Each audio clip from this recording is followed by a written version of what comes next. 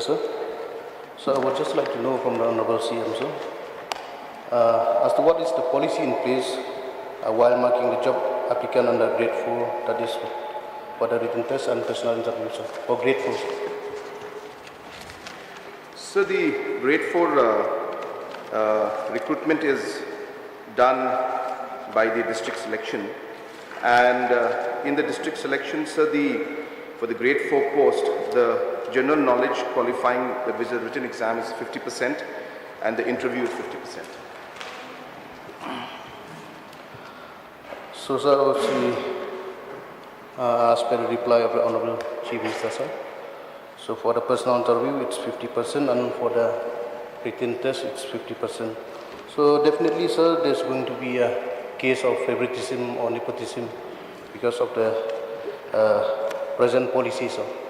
So that's why, sir, I would like to urge from the Honorable Chief Minister, sir, the matter should not be under examination, but it should be implemented at the earliest, sir. Because since we all know that even the central government, they've already abolished the personal interview since 2016. And along with the central government, as per the reply of the Honorable Union Home Minister, sir, there's 23 states and 8 UT, sir, that has already followed this step. So I would like to request the Honorable Chief Minister, sir, to kindly examine this matter as soon as possible and make sure, sir, that our state also will abolish the personal interview for grade 4 so that we can ensure that there's no nepotism and favoritism for the job recruitment, sir. So we appreciate the concerns of the Honourable Member. But sir, it's not necessary that we have to look at it from that angle that it gives a scope for nepotism and favoritism. So the objective of always giving an interview option is to be actually give an option where we are able to look at the overall other qualities of the concerned individual, the PR skills and the way they are able to manage things. And therefore the written exam is a very black and white process. So both have their pros and cons. So the Honourable Member, what he has mentioned, that if we don't have the interview, then there are those certain advantages. If we have an interview, there are advantages also. So it's not like there's a perfect process. And that's the reason why time and again there are processes in which we are re-examining how this selection process should happen. And the House would be happy to know that we are examining the entire procedure, sir. So therefore, not having interview is one part of it. But apart from that, there are many other reforms that are required at different levels. For example, sir, recently there was an issue where MPSC itself has taken a decision and where we were supposed to screen all the applications that used to come in. So therefore, the screening process sometimes took about a year or 2 years of time. But then once the screening process was done away with, the people who qualified their applications would be screened, and that saved a lot of time.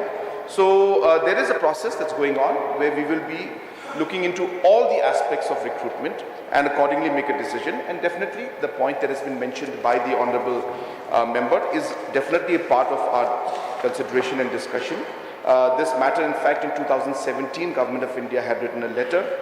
In reply to that, the then Chief Minister had replied back in 2017 saying that the government has decided not to do away with the interview process. Hence, that was the last communication from Government of Meghalaya, but we are examining the matters. Mr. Speaker, sir, why I raised this very important question, sir, because I've seen and I've experienced it from one of my friends, sir, who happened to hold a graduate degree. So while appearing for the personal interview, sir, she failed. And whereas those candidates who has only qualification of 8 standard or 10 standard, they managed to get through in the personal interview.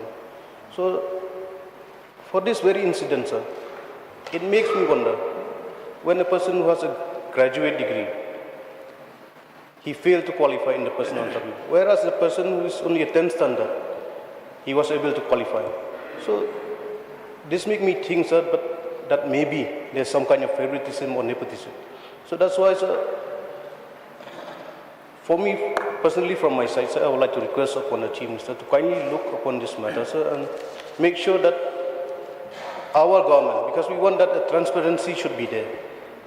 We want to give an equal opportunity to the youth of our state who does not have any backup when it comes to personal interview. So for this very reason, sir, I'm talking about the thousands of the youth in our state who are the job aspirant. And I know most of them also, they are of the opinion to do away with the personal interview.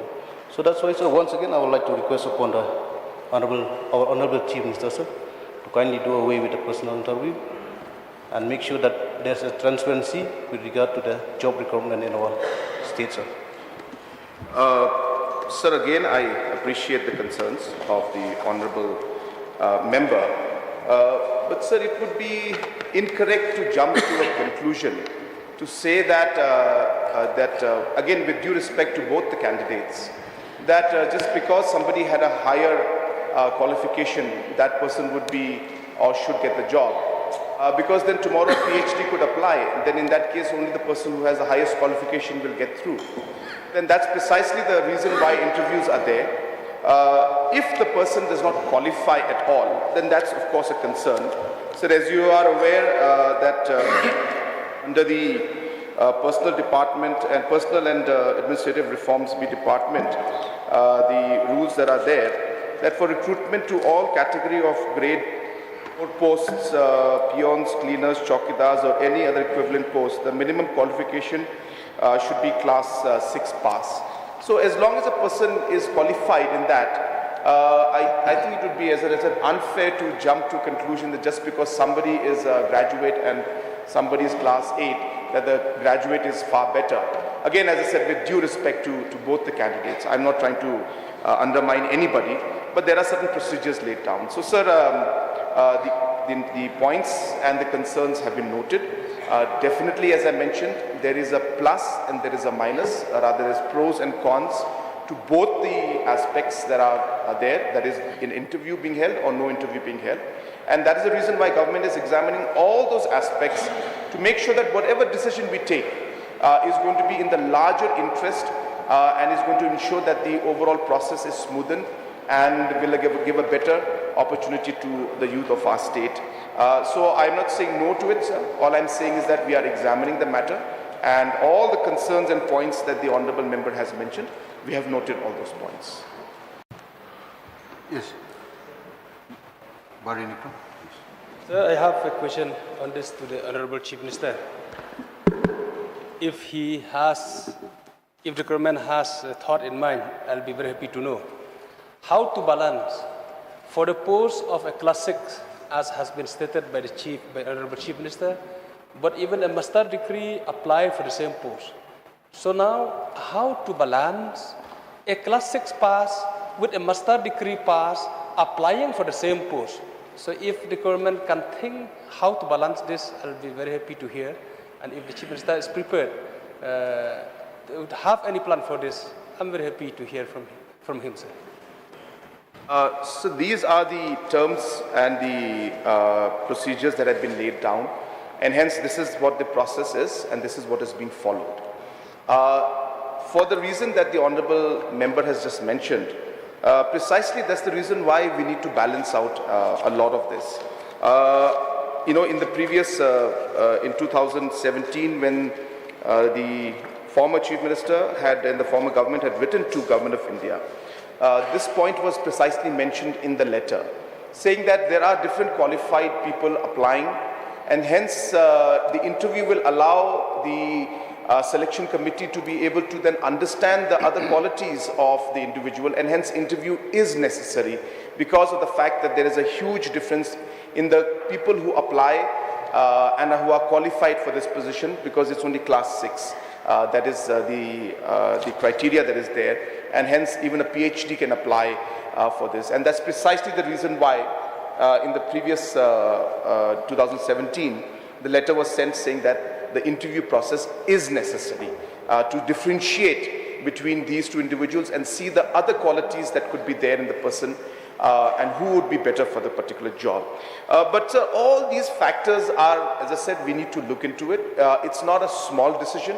It's a decision that affects the youth and the lives of our citizens, and hence we have to be very careful, and we have to really do a lot of analysis and examination, and we cannot do a simple approach where we do just a piecemeal basis. We strongly feel that whatever reforms we do should be reforms that are overall in nature, and we consider all aspects of it and come with one major reform rather than doing small bits of reforms every now and then, and really ultimately realizing that maybe we didn't realize that some decision affected another, and then it becomes all complicated. So we are examining it, not because only this issue is left to be examined. There are many issues, and hence as a government we need to look at all those issues, including this issue, bring it on the table, discuss it, and come up with one reform for recruitment in all the different recruitment boards that we have, and then come up with a comprehensive policy and a comprehensive change or amendment in the procedure. Mr. Salim.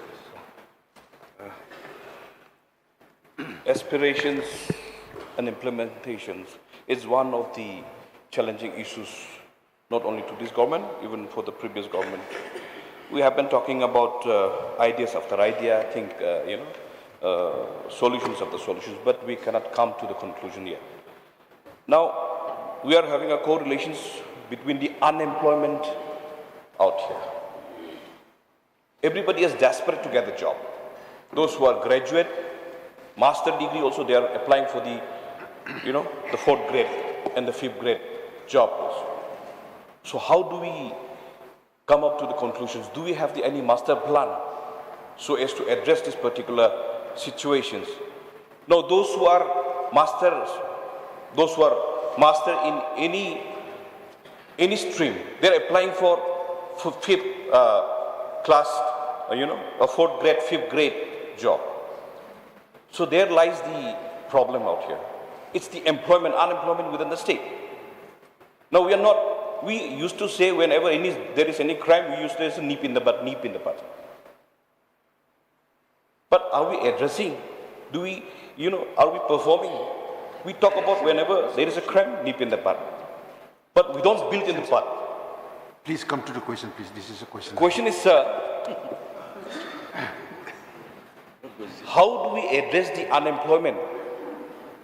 Those who are drop out. Now, class 6 pass, they are drop out. Class 10 pass, they are drop out. Class 10 fail, they are drop out. How do we address this dropout? Sir, first of all, the question is very specifically related to the aspect of interview in the grade 4 post. So that is going beyond the question.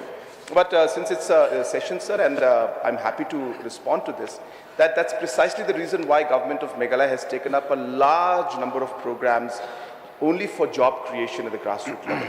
Sir, you'll be happy to know that tomorrow I'm launching a very, very big program called CM Elevate. This will be launched tomorrow. Under this program, sir, we will be supporting almost 20,000 entrepreneurs with giving subsidy of anything between 35% to 70% to be able to start their own businesses. So this is maybe one of the largest programs we've taken up, which means, I'll give examples. So tomorrow, if somebody wants to start a movie theater in Mairam or in Bakmara, Government of Meghalaya is going to give up to about 1 crore rupees as subsidy to help them to put it up. If somebody wants to start a wellness center, Meghalaya government will give up to 35% subsidy for the person. If tomorrow somebody wants to start, a music studio, the government of Meghalaya will maybe subsidize, I don't have the list right now with me, we'll announce tomorrow up to 50%. This is just one program that we're doing. Apart from this, the different vehicle programs that we're doing, different mission mode programs that we're doing, different programs under Prime, all of these, the industries that we're building up under tourism, all of these are targeted towards job creation. So this is a very large topic. I think I can't do justice to this subject on question hour, but since the Honorable Member had asked, I just gave a bit of information, but I'd be happy to discuss it at length if the Honorable Member would like to bring it up as a motion or special motion or resolution, sir. Sir. Please. Oh, beloved youth of our state, this very same answer, very same government leading by our Honorable Chief Minister the last 5 years. 1 year back, this very same question I put before the government, and he made a same reply that under examination, how long, how much time do you need? This is an insult for the beloved, for our beloved youth of our state. Please make clear with this. Mr. Speaker, sir, I have mentioned again and again that the examination is not only for one part of the interview aspect. We are examining the entire recruitment process. There is a large aspect to recruitment that goes in at different levels, and hence we have come to the conclusion that if we reform, let us do it once and for all, and let us include all aspects and come up with a comprehensive plan. Hence, sir, these things do take time, sir. So, according to the notification passed by the Government of India, not 2017 but 2015, the Government of India urged the state to do away the personal interview of these two grade 3 and grade 4, for which I